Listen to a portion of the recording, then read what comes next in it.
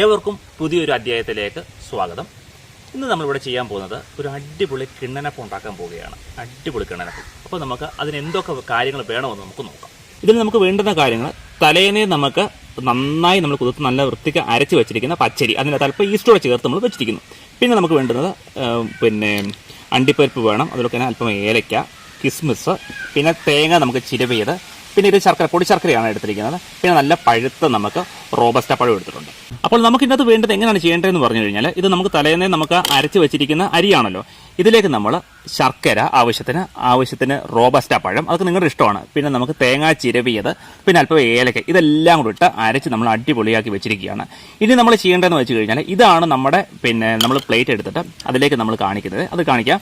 എന്നിട്ടാണ് നമ്മളത് ബാക്കി കാര്യങ്ങളിലേക്ക് കടക്കുന്നത്. ഇനി നമ്മൾ ചെയ്യാൻ പോകുന്നത്, ഈ അരച്ച് വെച്ചിരിക്കുന്ന അല്ലെങ്കിൽ റെഡിയാക്കി വെച്ചിരിക്കുന്നത്, ഇത് നമ്മൾ ഒരു പാത്രത്തിലേക്ക്, നല്ല വൃത്തിക്ക് നമ്മളൊരു പാത്രത്തിലേക്ക് ഈ അരച്ച് വെച്ചിരിക്കുന്നതെല്ലാം ഒന്ന് നല്ല പരുവത്തിൽ നമുക്ക് ചേർക്കുകയാണ്. അപ്പോൾ നമ്മളിനി ചെയ്യേണ്ടതെന്ന് വെച്ച് കഴിഞ്ഞാൽ, ഇനി ഇതിൻ്റെ മുകളിലേക്കാണ് ഞാൻ നമ്മുടെ റെഡിയാക്കി വെച്ചിരിക്കുന്ന അണ്ടിപ്പരിപ്പ് ഇടുന്നത്. അത് നമ്മുടെ ആവശ്യത്തിനാണ് ഇടുന്നത്. ഇതിപ്പോൾ ഞാൻ ഇത്ര ഇടുകയാണ്. ഇതൊക്കെയാണ് നമ്മുടെ ആ ഒരു ടേസ്റ്റ് എന്ന് പറയുന്നത്. ആവശ്യത്തിന് ഇട്ടു. ഇനി നമുക്ക് അല്പം കിസ്മിസും കൂടി ഇടാം അതിൻ്റെ അത്. ഇതും ആവശ്യത്തിന് ഇട്ടു. ഇനിയാണ് നമ്മൾ അടുപ്പയിലോട്ട് വെക്കാൻ പോകുന്നത്.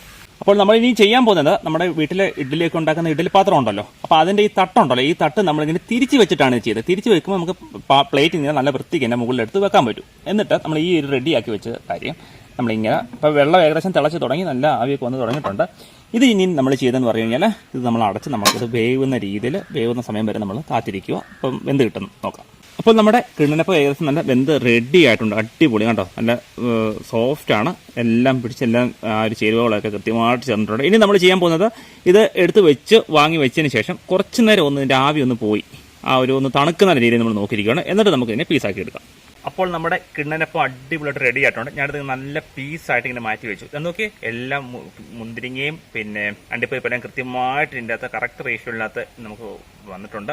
അപ്പോൾ ഇത് കാണാൻ തന്നെ നല്ല ഭംഗിയാണ്. ഇത് ഞാൻ പറഞ്ഞു, നമുക്ക് ശർക്കരയൊക്കെ നിങ്ങൾക്ക് മധുരമൊക്കെ വേണമെങ്കിൽ കൂടുതൽ ആഡ് ചെയ്യുക. ഇതിപ്പോൾ നമുക്ക് പഴമുണ്ട്, പഴത്തിന് നല്ല മധുരമുള്ള പഴമാണ്. അപ്പോൾ അതുകൊണ്ട് ശർക്കര നമ്മൾ കുറച്ച് ആഡ് ചെയ്തിട്ടുള്ളൂ. അപ്പോൾ നിങ്ങളുടെ ഇഷ്ടമാണ് നിങ്ങളുടെ മധുരം എന്നുള്ളത്.